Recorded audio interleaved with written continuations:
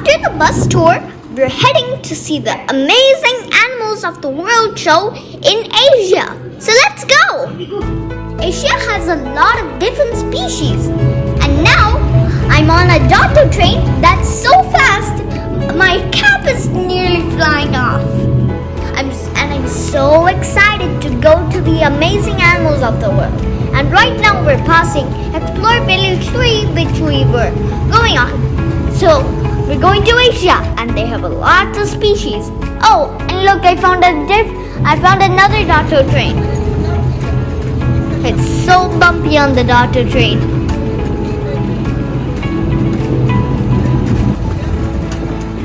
Okay, now we're reaching Asian Village. Look, we reached Asian Village. Ta-da! Asian Village. Wow! This is an absolutely gorgeous place.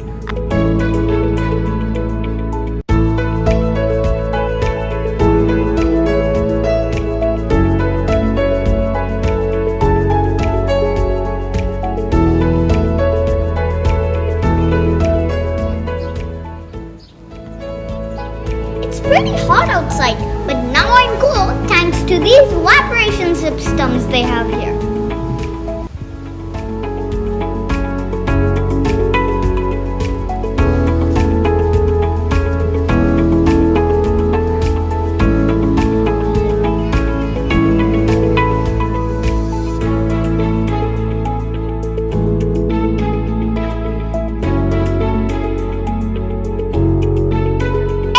Look who I found!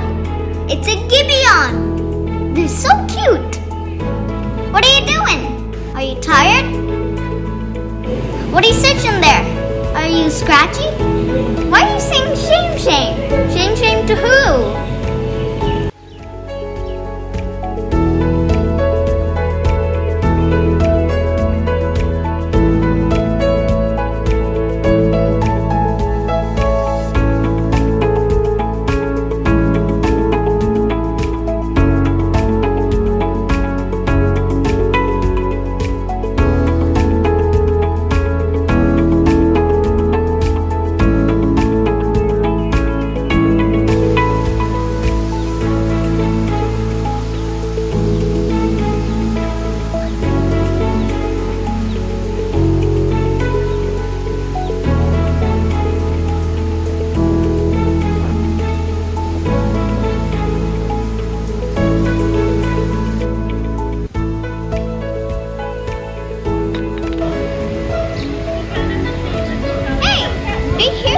I think the Gibeon is making it.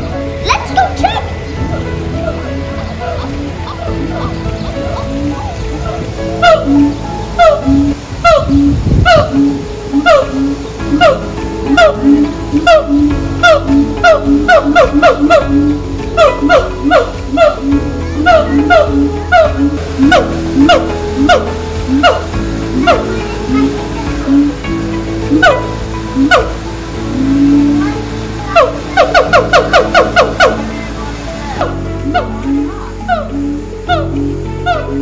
Okay, back to business. This is the Asian Theater that we're going to see today's show. Let's go!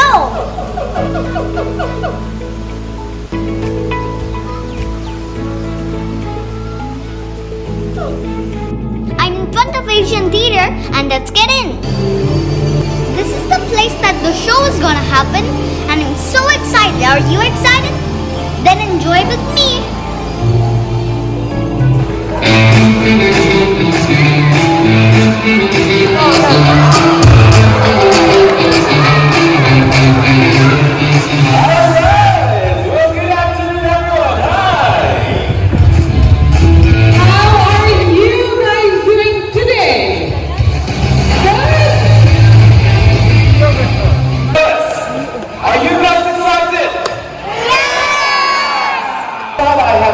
Together with Trainer Vince. Now on my side, I have Oscar, our African brain, together with Trainer Cash. Okay, now let's see who will segregate this rubbish faster, okay? But I will be needing your help, especially kids. Can you shout for Michael's name for me? Just a little bit of encouragement. Can you say Michael? Michael! Oh, you have to be louder than that. Say Michael!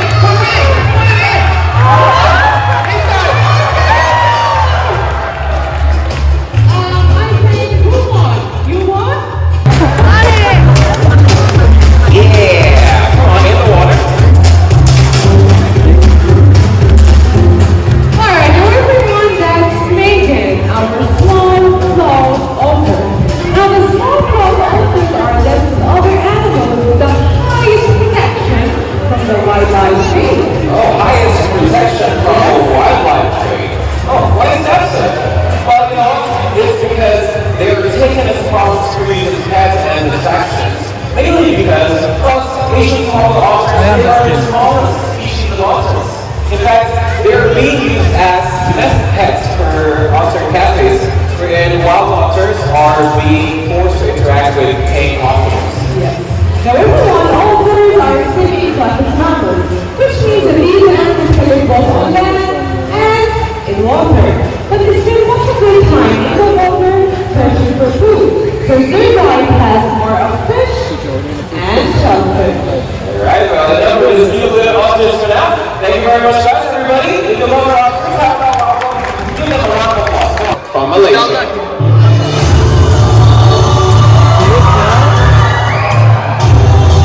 Wow! Well, along with the correlation with deforestation resulting in habitat loss, these birds are being hunted as food, mantelets, and ornaments. You see their casts and feathers.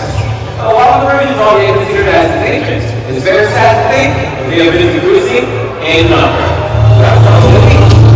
Well, I think that deserves a big hand. Come on, everybody.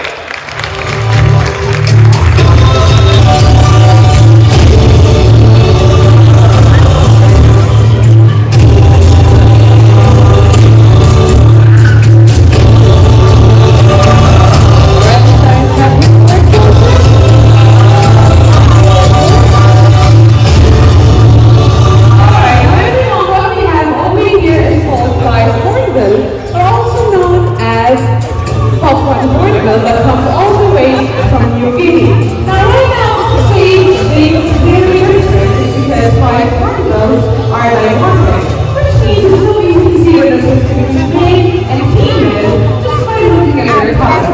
For example, the one over here is more of a golden feather, the other is of a hornbill or fly. On the other side, the one over there is the other female. 유라기 건지.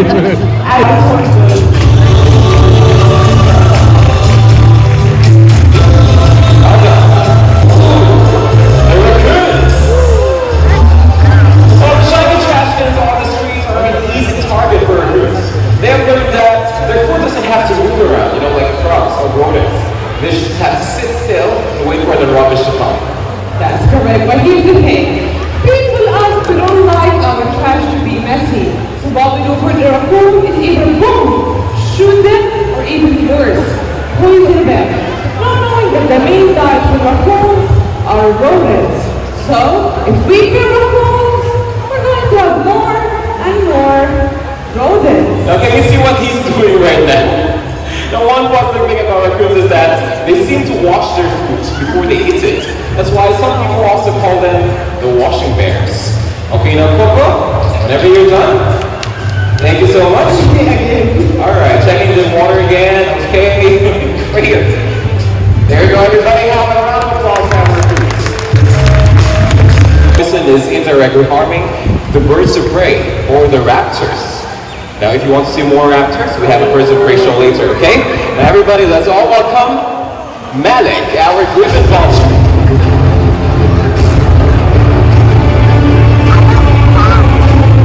There you have it. Now, vultures, they are scavengers. And that means that they feed on dead and decaying animals.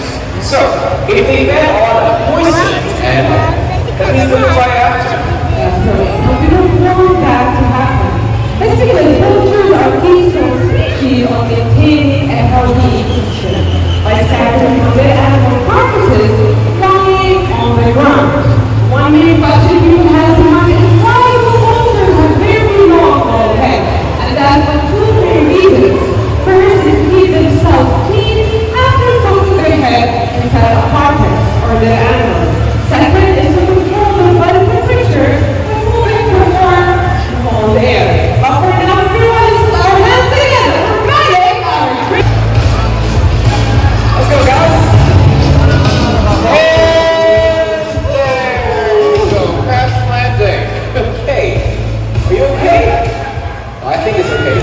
Well, considering that they are the world's heaviest flying birds, we might think that maybe they're not affected. But no, that is totally wrong. And he's back on track. In fact, overfishing and water pollution are also a big threat in wildlife. And great white pelicans, they're just one of the many victims. That's right. Now, the great white pelicans are opportunistic feeders, which means that these birds can feed on anything available. But when the natural habitat cannot support these giant birds, they actually learn how to go to fish farms and steal some fish for their diet. Alright. Great job, guys. Well, I think it's okay. Well, everybody, if you love our podcast, why don't we give them a big hand?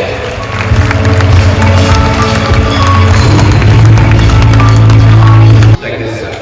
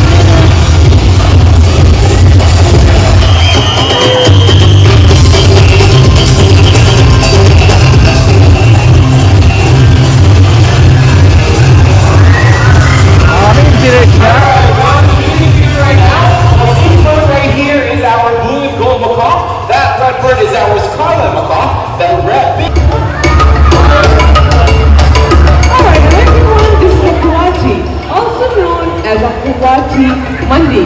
They are tree climbing mammals. Coatis have very sharp claws to help them climb up a tree and very long tail to keep them balanced so they don't fall out of the tree. That's right. Well, these animals, they're omnivores, and they eat all sorts of fruits. But they also eat small insects and small mammals. Now, I don't know if you can see clearly, but if you look closer, well, they have a feed-like snout, but they rotate around 60 degrees to help them find food that is on the ground. And just like their raccoon relatives, well, these animals, they're very creative and resourceful, right? Alright, so everybody, with that, how about a big hand for our Coati, please?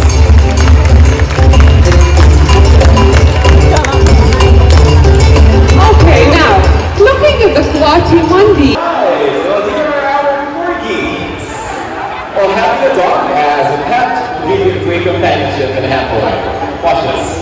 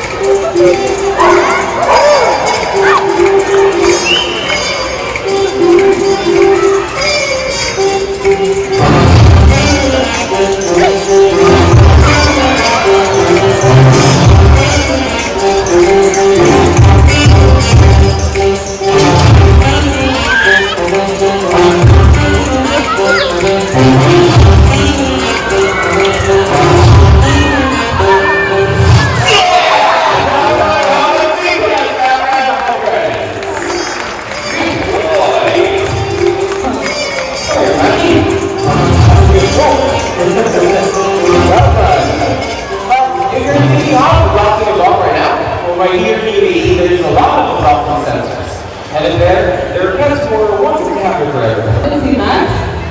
Oh, it's there? Okay, let's see. Oh, yeah. We're welcome. Yes, hi! I'm shocked now! Everyone, Max! How are you? What's that? What do you Now I'm going to throw you a product, so. Come on, here. Yeah. Come on. I'll come that way. What is it? Alright, this is here now. Alright, thank you so much, buddy. Okay, now it's a note that says, please save the wildlife, please save our future. Wow, that is a nice message. Save wildlife, save future. Do you guys agree? In our own very simple way, we can do our part to help. Just by throwing out more rubbish in the bin can make a lot of difference. And our animal friends will show us out. Okay, now remember, there's a bottle on the floor. Picks it up and takes it to the rubbish bin. Correct. Guys, and we have another dog friend. Heidi? Guys, thank you so much for bearing with us. Alright, now Kylie, show them what you got. Okay, you have to yes? Okay, she picks it up and...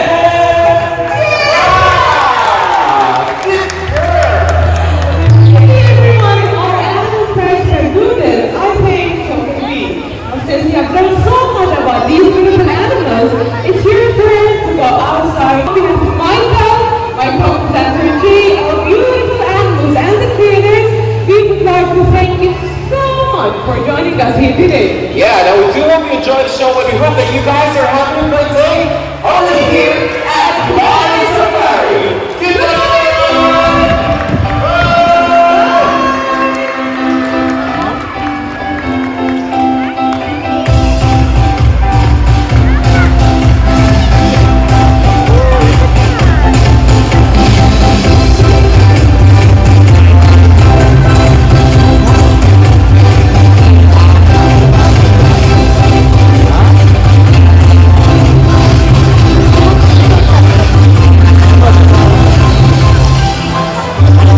Okay, now we're leaving Asian Village, and I love the amazing animals of the world show. And now we're heading to the Birds of Prey Square. I never been there, so let's watch.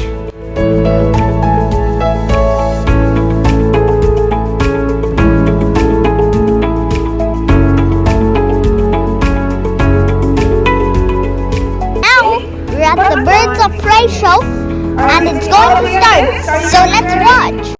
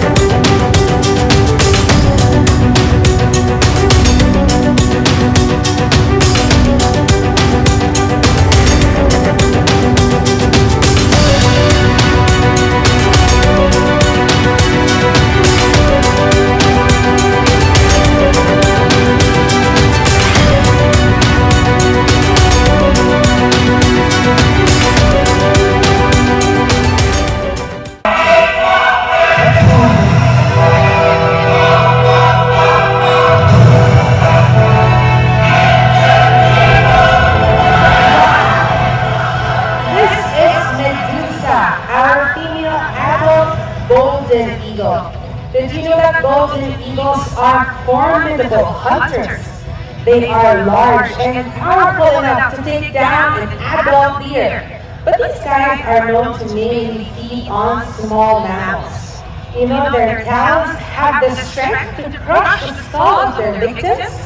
You know, they have been compared, or their talons have been compared to the force of a bullet. Now, as you see, Medusa has very long or large, broad wings. Now, their wings are so broad that for the male golden eagle, they can carry 15 kilograms or double than their own body weight. And their beaks are so sharp that they can easily tear flesh straight to the bones.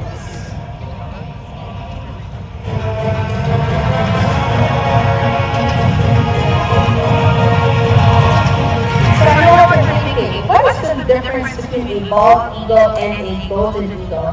Well, I'm not sure if you remember what Alice and Hunter look like, but bald eagles get their names because their head feathers are white.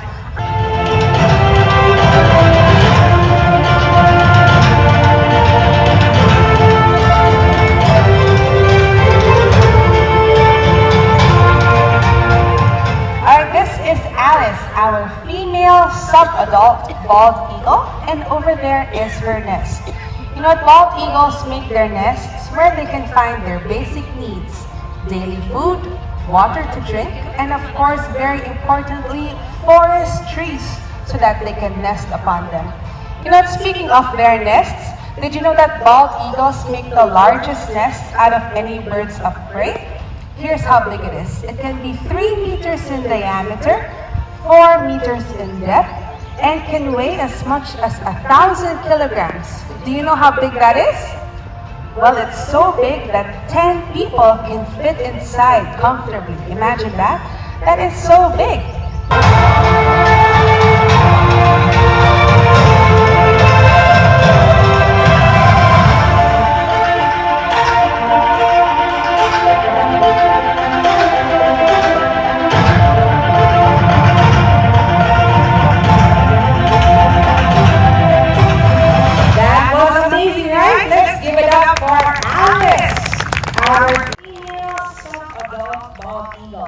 Welcome, a male subadult bald eagle. Let's go, Hunter!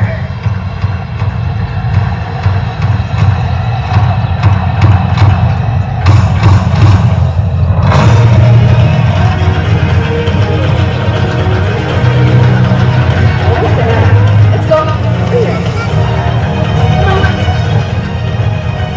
Alright, now this is Hunter, our male subadult bald eagle. Alright, are you done, Hunter?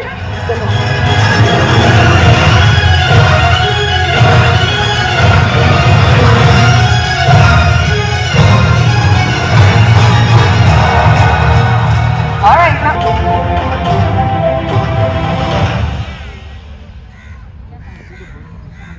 Over here.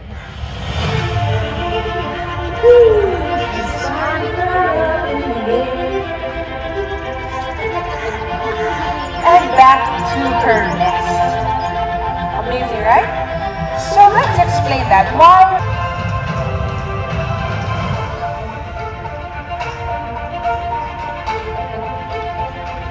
Wow, nice. Right?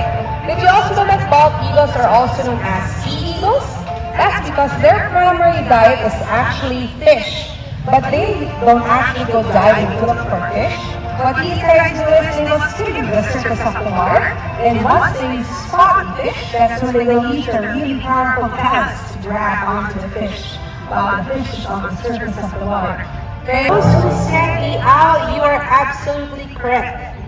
Now this one over here is Emir, and Emir is a barn owl. Now why do you think they are called barn owls? Why? It's actually because these guys prefer to make their nests in abandoned shelters and houses, and of course barns. That's why they get their name barn owls. Now why do you think so? Why do these prefer to make their nests inside? Well, can you tell me what color Emir is? He is color white. That is right. So imagine if they make their nests outside, like for example right here. Then Emir and other barn owls are more exposed. So that's why making their nests inside barns or abandoned shelters will definitely help keep these guys very safe. Right, Emir? And can you see over there? This is Jamila. Did you also know that Jamila is a barn owl as well? But as you see, Jamila was born with a rare genetic condition which turned her feathers completely black. That's why Jamila, unlike Emir, is called a black barn owl. Now in the wild, it's very rare to see these black barn owls because since they are black, then the confused mothers think that since they are not white, then why would they exert the extra effort of feeding these birds?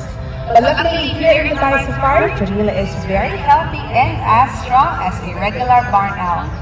Now let's continue talking about what makes owls very impressive when it comes to hunting during the night. Over here we have our wood owl, and on your right is a Ural owl coming from the Ural Mountains of Russia. So again, owls have very sensitive hearing. Now it's so sensitive because of their face. Can you see their heart-shaped face?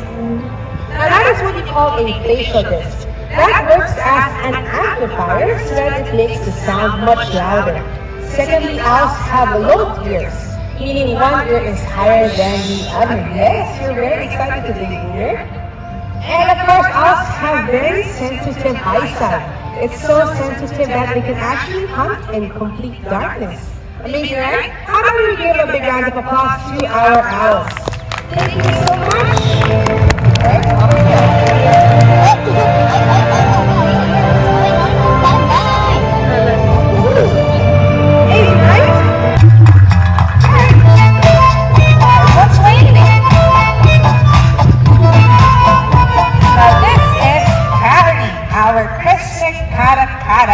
And can you see what Carrie is going to do right now?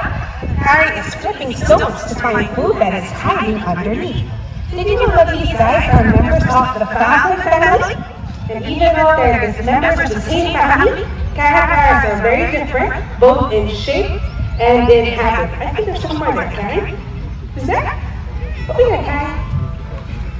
Alright. Now, do you see those songs that these birds do not fly? In fact, they're okay to fly, at flying rather, but they prefer to actually hunt on the ground. And did you know that caracaras are also found in Mexico? Amazing, right? Oh, and over here. Now, when food is not available, caracaras are also known to scavenge. Right, Carrie? One more time.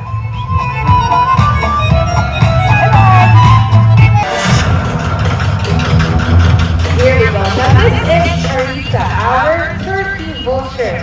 You know what turkey vultures get their names because they look very much like, well, of course, turkeys. Now what's very unique about vultures is their sense of smell. In fact, anyone who believes that vultures cannot smell should meet a turkey vulture. You know, another feature that is very unique for turkey vultures is their noses. In fact, their nostrils are so big that you can see straight through them. Amazing, right? That's actually how their noses are very sensitive. In fact, these guys can smell a dead animal's carcass from as far as 3 kilometers away. That's why as these birds are flying on top of the forest canopies, they are able to smell the food that is lying on the ground. Do you like that? Can you see it better? Alright, now one unique feature for vultures to specifically distinguish a vulture from a non-vulture is of course their long necks and their bald head. Now this comes very handy, but to explain that further, let me call a bigger vulture so that you can see better.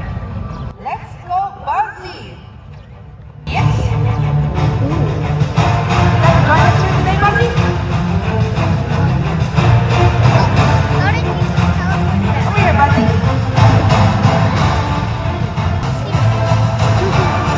There we go. Great job there, Buzzy. Alright, now this is Buzzy, our griffin vulture. Now, as I was saying a while ago, vultures have a really long neck and a bald head. Now this is very handy for 2 reasons.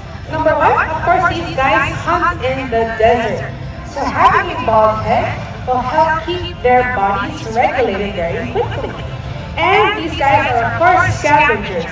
So when they are stuffing their head inside a dead animal's carcass, then being bald causes them.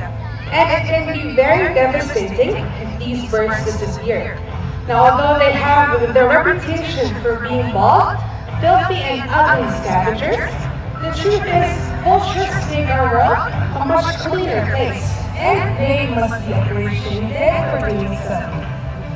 So, as all the raptors that we see today, you know, raptors face a variety of human-induced threats, such as illegal shooting, hunting, and poisoning. And you know what? Raptors are actually at the top of the food chain. And so helping protect the raptors helps protect the Earth's life diversity. So, on behalf of all these elite hunters, the trainers, and of course myself, we would like to thank you all so much for joining us here today. We hope you all enjoyed the show and we hope that you have an amazing day. Only here at Dubai Safari. Thank you everyone.